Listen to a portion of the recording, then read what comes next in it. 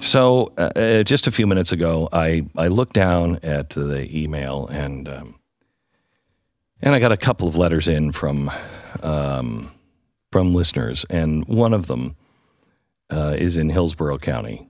That's in Florida. And he says, Glenn, yesterday my cousin, Hillsborough County deputy, did the most horrible thing imaginable. He murdered his wife and his daughter and his 6-year-old granddaughter before taking his own life. We're devastated and still trying to gather some sense of reality after this surreal tragedy. I'm not asking for anything but prayers, but I do want to try to help prevent others from going through this. Please do a show that focuses on helping people who are considering suicide. Somewhere out there, someone else is hiding anguish, and maybe we can help them before it's too late.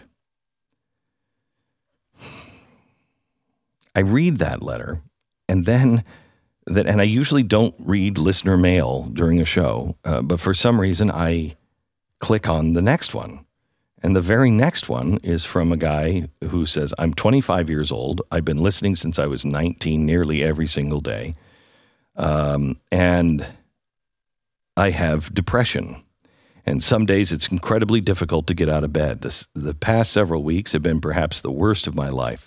Suicide is never far from my mind, and I'm working on it. Most of my day consists of prayer and constant pleading with my Maker for understanding and some sense of peace and hope.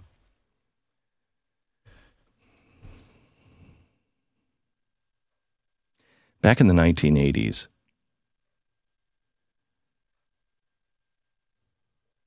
I went through clinical depression. And it's different.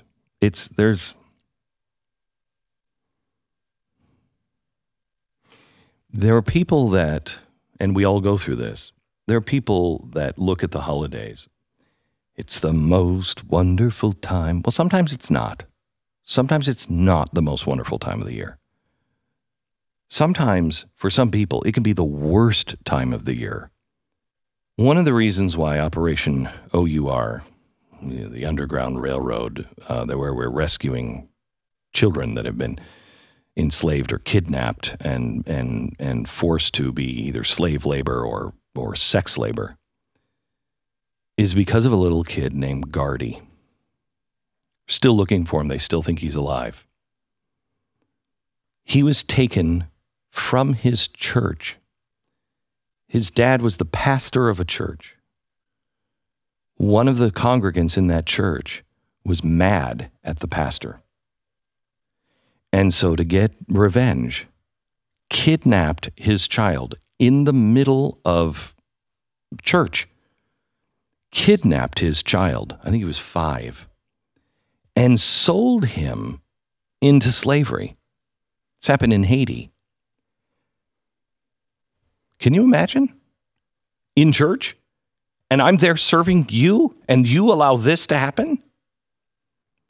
He couldn't sleep in his own house for a year because he thought, how could I sleep anywhere but under the stars? How could I sleep in a bed when I know my son doesn't have a bed?